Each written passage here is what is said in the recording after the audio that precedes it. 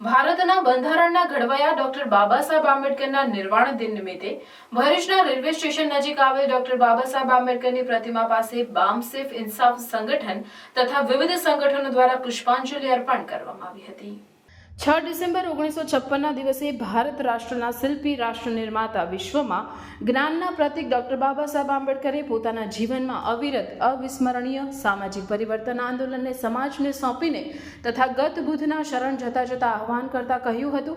એક युग में एक युग पुरुष जितना कार्य नहीं करता उनसे कहीं गुना ज्यादा कार्य मैंने चंद सालों में बहुत ही कठिनाइयां झेलकर बेशुमार विरोधियों का सामना करके मैं इस कारवा को जो आज आप देख रहे हो उसे मैं यहाँ पर लाया हूँ। मेरे अनुयायियों से अनुरोध है कि वह इसे आगे न बढ़ा पाए तो कुछ नहीं लेकिन उसे पीछे मत जाने देना। अंत में भग्न हृदयથી કહ્યું, તમે શિક્ષિત અને જાગૃત બની સંગઠિત બની સંઘર્ષ કરીને મેં જે સંવિધાન આપ્યું છે તેની અમલવારી તથા રક્ષા કરજો, જે અમારી આવનારી પેઢીને ગુલામીમાંથી મુક્તિ અપાવશે। તેવા મહાન ડૉક્ટર બાબા સાહેબ આંબેડકરની પુણ્યતિથિ નિમિત્તે ભરૂચના રેલવે સ્ટેશન ખાતે ઇન્સાફ મંડળ અને બામસેફ સંગઠનના દિનેશભાઈ વરમોરા, પ્રમુખ બામસેફ ગુજરાત રાજ્ય શાંતિલાલ રાઠોડ, મહાસચિવ બામસેફ ગુજરાત રાજ્ય નિમેશભાઈ પરમાર, પ્રમુખ બામસેફ ભરૂચ જિલ્લા અંજનાબેન પરમાર, મહાસચિવ બામસેફ ભરૂચ જિલ્લા જીવરાજભાઈ મકવાણા, પ્રમુખ ઇન્સાફ ગુજરાત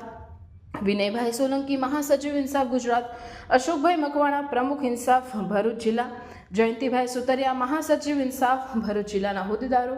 અશોક પરમાર સહિત કૌશિક રાઠોડ, દીપક મકવાણા તથા સમાજના લોકોએ ડોક્ટર બાબા સાહેબ આંબેડકરને ફૂલહાર અર્પણ કરી પુષ્પાંજલિ આપી હતી।